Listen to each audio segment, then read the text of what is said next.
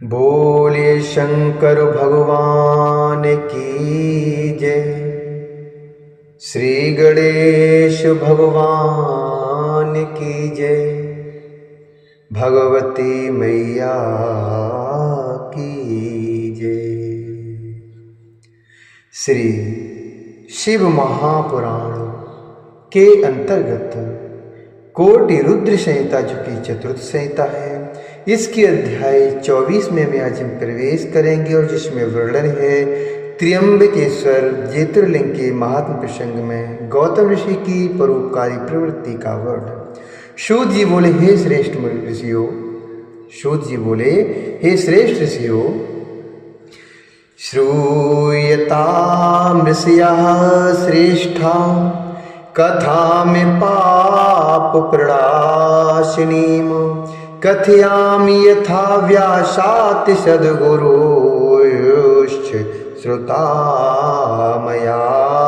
कथयामि यथा व्यासात् सद्गुरुश्च श्रुता मया। पुरा ऋषिवरश्चासीद् गौतमो नाम विश्रुतः अहिल्या नाम तस्यासीत् पत्नी परम धार्मिकी। तस्यासीत् पत्नी परम धार्मिकी। दक्षिणस्याम दिशि योगिर्ब्रह्मोतिशङ्गिका तत्र तेन तपस्तप्तं वर्षाणामयुतं तथा। सूत जी बोले, हे ऋषियों, हे मुनियों, मैं पापों का नाश करने वाली कथा को अब कहता हूँ। जैसा कि मैंने अपने श्रेष्ठ गुरु व्यास जी से सुना है, वैसा आप लोगों के समक्ष में कह रहा हूँ, उसे आप ध्यान से सुनिए। पूर्व काल में प्रसिद्ध गौतम नामक श्रेष्ठ एक ऋषि थे। उनकी परम धार्मिक अहिल्या नामक एक पत्नी थी। दक्षिण दिशा में जो ब्रह्मगिरी नामक पर्वत है, वहां उन्होंने 10,000 वर्ष तक तप किया है। हे सुब्रतो, किसी समय वहां पर 100 वर्ष तक भयानक अनावृष्टि हुई, जिससे सभी लोग संकट में पड़ गए। पृथ्वी तल पर एक भी हरा पत्ता नहीं दिखाई पड़ता था। तब फिर प्राणियों को जिलाने वाला पानी कहां से दिखाई दे सकता था। उस समय वे मुनिगण, मनुष्य, पशु, पक्षी और मृग उस स्थान को छोड़कर 10 दिशाओं में चले गए। हे विप्रो, तब उस अनावृष्टि को देखकर कुछ ऋषि प्राणायाम में तत्पर होकर ध्यान पूर्वक उस भयंकर काल को बिताने लगे।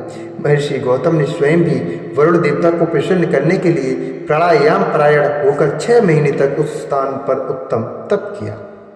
उनकी तपस्या से प्रसन्न हुए वरुण देव ने उन्हें वर देने के लिए आए।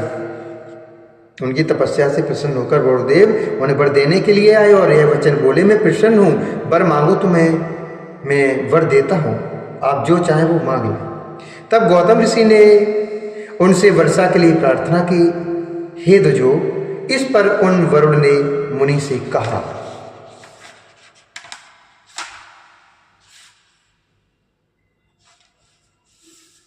वरुण बोले, हे महर्षि,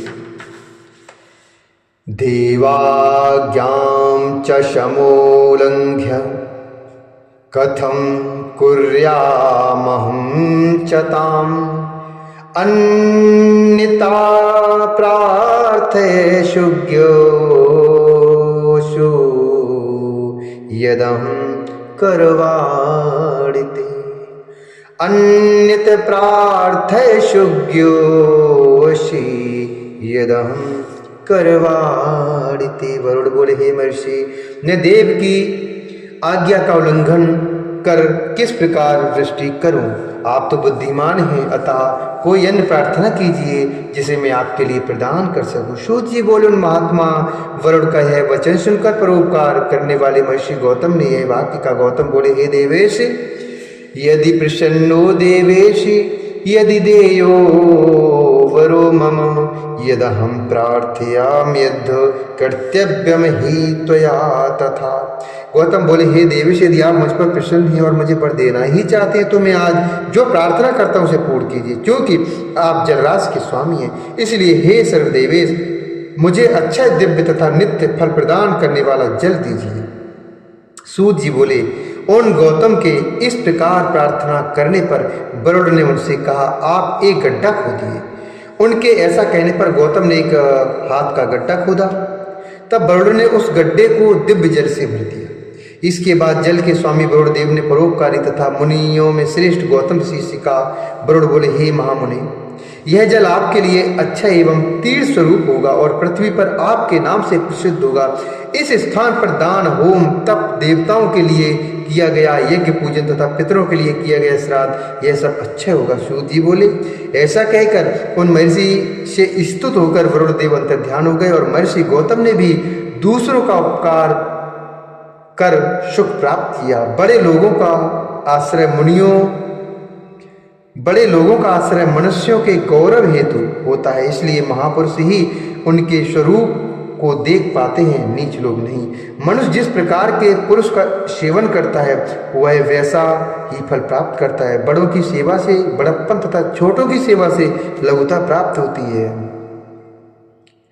सिंह की गुफा के पास रहना गज मुक्ता की प्राप्ति कराने वाला कहा गया है और सियार की मांद के पास रहना ऐश्वर्य लाभ कराने वाला कहा गया है। सज्जन पुरुषों का ऐसा स्वभाव होता है कि वे दूसरों का दुख सह नहीं सकते। वे स्वयं अपने दुख सह लेते हैं किंतु दूसरों के दुख को दूर करते हैं। वृक्ष, सोना, चंदन और ईख ये पृथ्वी पर दूसरों के उपकार में कुशल होते हैं। ऐसे अन्य कोई नहीं है, दयालु, अभिमान रहित, उपकारी एवं जितेंद्रिय, इन 4 पुण्य स्तंभों ने पृथ्वी को धारण किया है। हे महर्षियों, तदंतर गौतम ने अत्यंत दुर्लभ जल प्राप्त कर विधि पूर्वक नित्य नैमित्तिक कर्म संपन्न किए। तत्पश्चात मुनीश्वर ने वहां पर हवन के लिए व्रीह्य, यव, नीवार आदि अनेक प्रकार के धान्यों को बोवाया। इस प्रकार विविध धान्य, अनेक प्रकार के वृक्ष, भिन्न भिन्न प्रकार के पुष्प एवं फल आदि भी वहाँ उत्पन्न हो गए। यह सुनकर वहाँ अन्य हजारों ऋषि भी आ गए, अनेक पशु पक्षी भी, बहुत से जीव वहाँ पहुँच गए। इस प्रकार पृथ्वी मंडल पर वह वन अत्यंत सुंदर प्रतीत होने लगा। जल के अक्षय होने के कारण वहाँ दुख देने वाली अनावृष्टि नहीं रह गई। जल के अच्छे होने के कारण वहाँ दुख देने वाली अनावृष्टि नहीं रह गई। उस वन में अनेक ऋषि लोग भी उत्तम कर्मों में तत्पर होकर शिष्य, भार्या तथा पौत्रादि के साथ वहाँ निवास करने लगे। उन्होंने अपना जीवन बिताने के लिए धान्यों का वपन किया।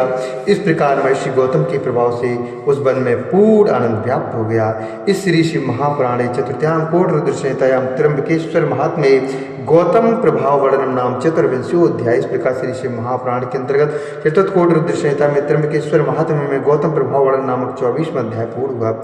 बोले शंकर भगवान की जय, गौतम मुनि की जय।